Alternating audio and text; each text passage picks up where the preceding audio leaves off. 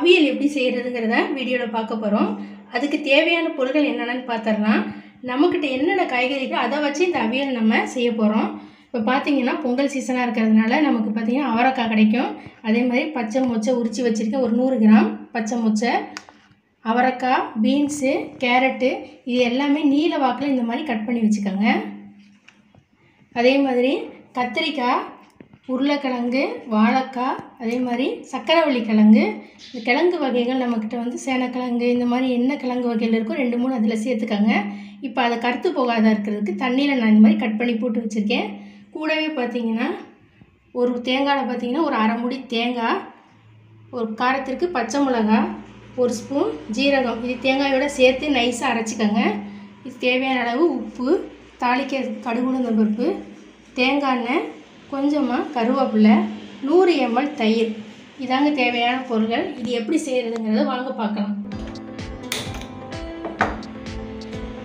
இப்போ stove on பண்ணி எல்லா காய்கறியும் நம்ம வேக வைக்க போகிறோம். இப்போ ஒரு பெரிய பாத்திரம் வச்சுருக்கேன். கட் பண்ண காய்கறிகள்லாம் அதில் சேர்த்துக்கலாம்.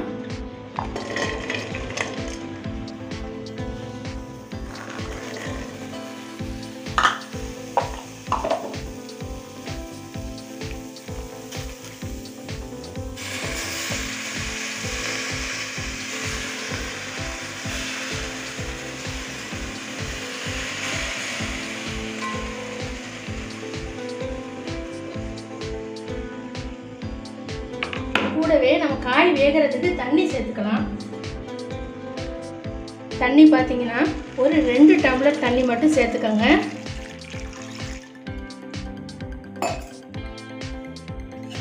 இப்போ இதுக்கு காய் வேகிறப்ப இதுக்கு தேவையான அளவு உப்பு சேர்த்துக்கோங்க. நான் கல் உப்பு சேர்த்துக்கிறேன். கல் உப்பு சேர்த்து நல்லா இதை கலந்து விட்டுக்கோங்க.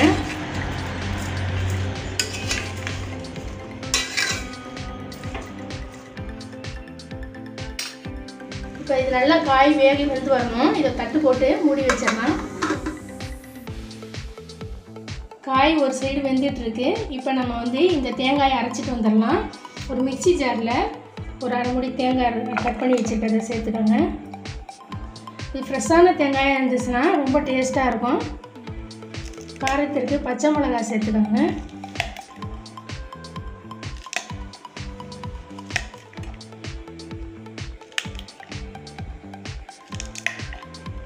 கூடவே 1 ஸ்பூன் ஜீரகம் சேர்த்துக்கோங்க. இது தண்ணி சேர்த்து நைஸாக அரைச்சிக்கோங்க.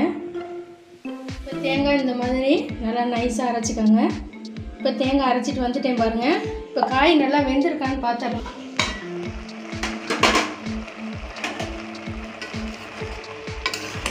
இப்போ நம்ம ஊற்றின தண்ணி கரெக்டாக இருக்குது பாருங்கள். நல்லா காய் நல்லா வெந்துருச்சு. இப்போ இந்த ஸ்டேஜில் நம்ம அரைச்ச தேங்காவை இதோட சேர்த்துடலாம்.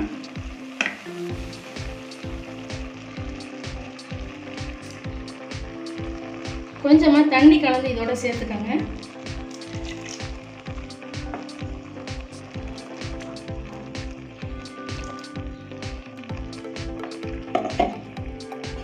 இது எல்லாத்தையும் நல்லா கலந்து விட்டுக்கோங்க.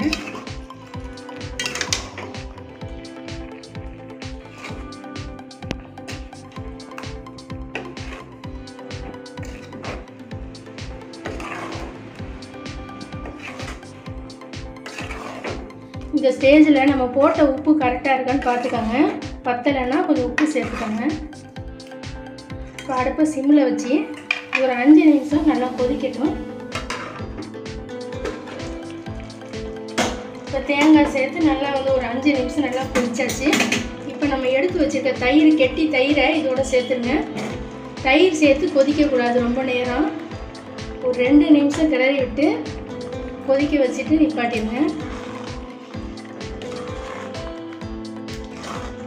தயிர் வந்து புளிக்காத தயிராக எடுத்துக்கோங்க.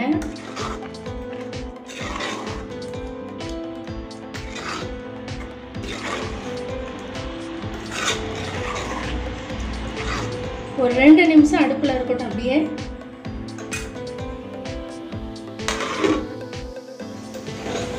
இப்போ தயிர் சேர்த்து ரொம்ப நேரம் கொதிக்க வைக்கல. நான் இப்போ இதை இறக்கிடலாம்.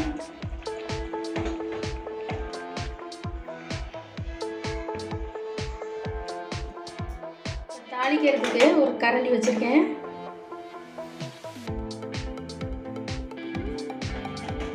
இதுக்கு தாளிக்கிறதுக்கு தேங்காய் எண்ணெய் சேர்த்துக்கோங்க. ஒரு 2 ஸ்பூன் தேங்காய் எண்ணெய்.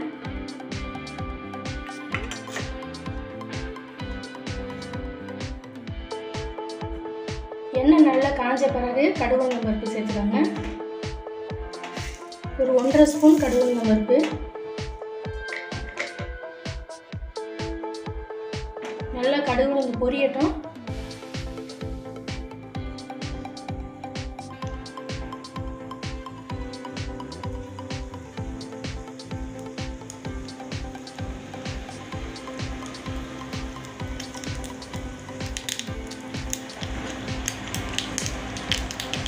இப்போ கடுகு உளுந்து நல்லா பொரிஞ்சிருச்சு. இப்போ கருவேப்பிலை சேர்த்துக்கோங்க.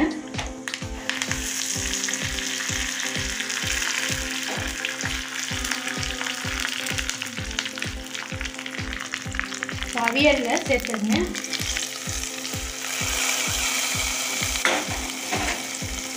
இப்போ கலந்து விட்டுருங்க.